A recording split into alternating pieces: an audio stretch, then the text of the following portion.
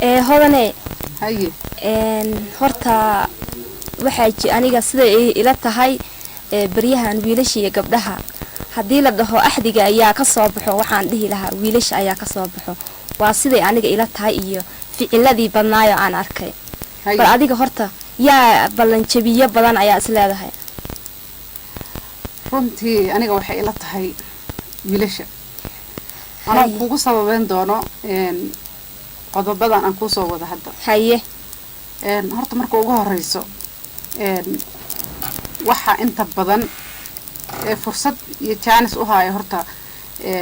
ay been iyo maxay ahayd inay gabdhaha wax u sheegaan afka saac waa wiilasha haye gabdhaha inta badan mar waxay ku mashquulsan tahay hawsha guriga mar haday rabto waa hooyo oo ilmo iyo ciyaal iyo waxbay haysaa sax haddii ay dhacdo xataa inay chance u hayso inta badan way jiraan gabdho been sheego laakiin wiilasha uga badan markaste waxyaabaha ugu badan yihiin tusaale ahaan asagoo xaas la iyo wuxuu ku leeyahay naag ma qabi waxaan ahay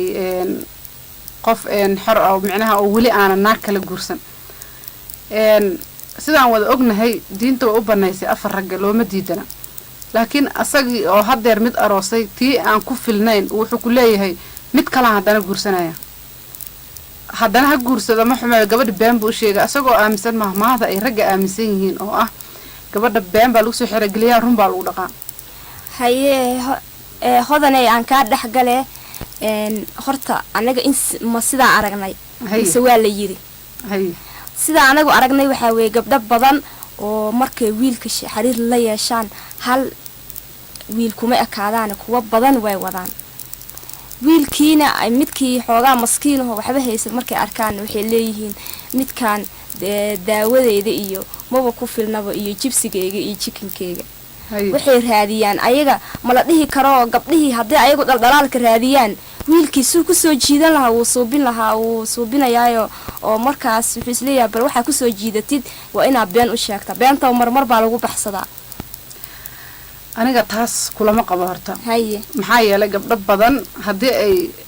4 iyo 5 iyo 10 wax saas ay jiraan laakiin gabdhaha Soomaaliyeed badankoodu waa gabdho xishoodo waa gabdho akhlaaq leh waa gabdho diin leh jibsi iyo chicken gabdhaha dhahayo ma badnaan aniga aaminsanahay hodanay horta sug aan dhamaysta hadalka anaa wato gabdhaha inta badan mustaqbal ay raadiyaan waxa xumaanta raadiyo oo gabdhaha suuqa geliya waa wiilasha gabar kasta oo wanaagsan oo sharaf leh oo asturan aniga waxaan aaminsanahay inuu wiil un haleeyo gabadha haddii wiilku aaminsan yahay gabadha been u sheeg been kusoo xirageli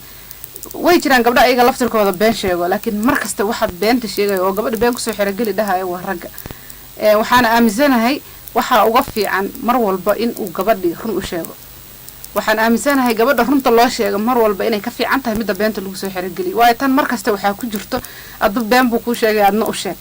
laakiin gabadha runta lagu soo xirageliyey gabadhaas aniga waxaan aaminsanahay inay reerkeeda si fiican u dhaqanayso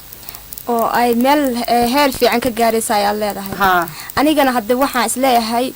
wiilashii waa u qirayaayo inuu been sheego oo dhaho horta kii xaas leh anigu kuma taageersani laakiin wiilal masaakiimo ah oo waxaa jira gabadhiina way rabaan waxna ma hayaan oo hanti badan maanta uu u sheego isleeyahay hadaa dhahday waxa ma hay gabadhii ama ay ka cararta ayuu isleeyahay sidaasuna gabadhu xoogaa u isleeyahay ku soo jiidasho laakiin hadda waxaan isku haysanaa hadii la dhaho ballan iyo jaceyl iyo taageeranimo iyo waqti muddo la qabsado wiilasha ka soo baxaya isleeyahay sembri sababtoo ah wiil gabadhii waxay arkaysaa bari ka maali wiilka axdii ballan ay la qaaday nin xoogaa kis wato dabadaha ka imaaday ama nin xoogaa haysto dalkii joogay arkaysaa kii shalay ay la socoto waqtiga badan ay la soo qaadataba way ilowday teeda kale waxaa jirto ma jirto qofkan asaga qof halayn kara ma jiree waa sidoo asaga u dhashay sababtoo aan sababtay saas u taan ku sheegin wax la xoog la dhaho horta ma jirto qof walba asagoo indihiisu shan yihiin oo maxaa la dhihi jiray aqligiisu taam yahay oo waxba xanuun midna qabin ayuu arrintan u bareeray haddana gabdhihii waa kuwaana ayagoo waxaa arkaysaa dhehaysa alla ninkaas lacagaan ku raacay maanta hebel haddaan raaci lahaa sidaan iguma dhacdeen gabdho badan oo dhahaya ayaa aragnay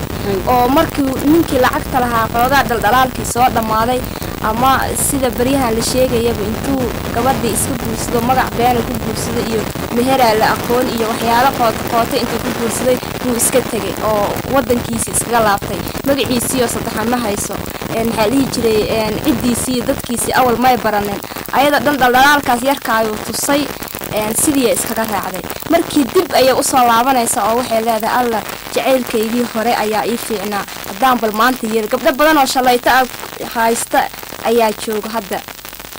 magaaladan hodanay marka aniga December dhaliisha waxaan saarayaa gabdhaha ayagu haadhaadka badan oo habda meel u ahaadaya haday qofkooda ay aaminsanaadaan oo nin walba hantida ma la dhalanin bari ka maalin nin walba taajir wuxuu soo ahaa faqiir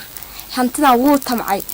wiilka waxaa laga fiiriyaa marka hore inuu asagu nin shaqaysanaya yahay oo reerkan ma ku filan yahay wax soo saar ma leeyahay wiil wax barta ma yahay ma isi soo saari kara waxyaalahaas ayaa dhinacyada dhan laga fiiriyaa laakiin gabdhaha hadda jir ma fiirinayaane doolarkii bidaarta lahaa ma wataa way sheekada horta nasteexay dhaliishaada laba ayaan u kala qaadaya waa mid ugu horeysa waxaa tiri gabdhaha nin lacag leh nin wax haysto ayay raadinayaan baa tiri haddaan taas ku hormaro horta sida ay gabdhaha u raadiyaan nin lacag leh interestiga meel walba uu ka jiraa nimanka laftirkooda wiilashii waayadan ayagana waxay raadiyaan gabar dibadda ka timid oo qaado buufis baa ku wada dhacay gabdhihii magaalada joogay oo dalka joogay horta kulligood ka herma siiyaan waxay raadiyaan gabar baasaboor wadato sidaan wada ognahay wiilashii aroosyo badan anaga hadda aan ognahay oo magaaladan xitaa ka dhacay gabdho qurbaha ka wada yimid baa wiilal meeshan ku wada aroosay aroosyadooda ka dhaceen marka xagga jaanisgaadka wiil iyo gabarba horta waa loo sameeyaa aniga qabaa gabdhaha kaliya taas kuma koobna mana diidani inay jiraan gabdho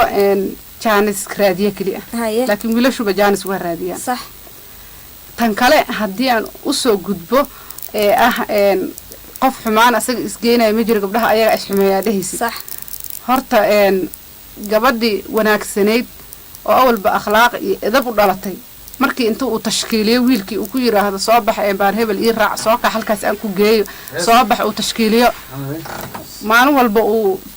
asagii gabadhii si u tashkiilinayay intuu jacayl ku abuuro oo tashkiiliyo oo baar gee maqaaxi gee inta ka bixi markaas gabadhii inay jabsi iyo chicken ay nimankii weydiisato aniga waxaan qabaa marka hore yaa baray ayaga lee bareen marka hore ayada midii yeeshay aan baar kuu wado ayaaba gardarada iska leh wiil horta maxaaba usii saaray baaraan kuu wadaa la dhahay way yeeshay way raacday ninkan waxaa la dhahay rag xoolihiisa la dhahaa feerana ka xisaabsan ma ahayd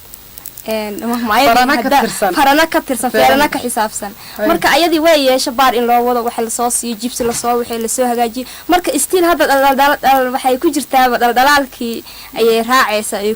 ku jirtaa oo sidii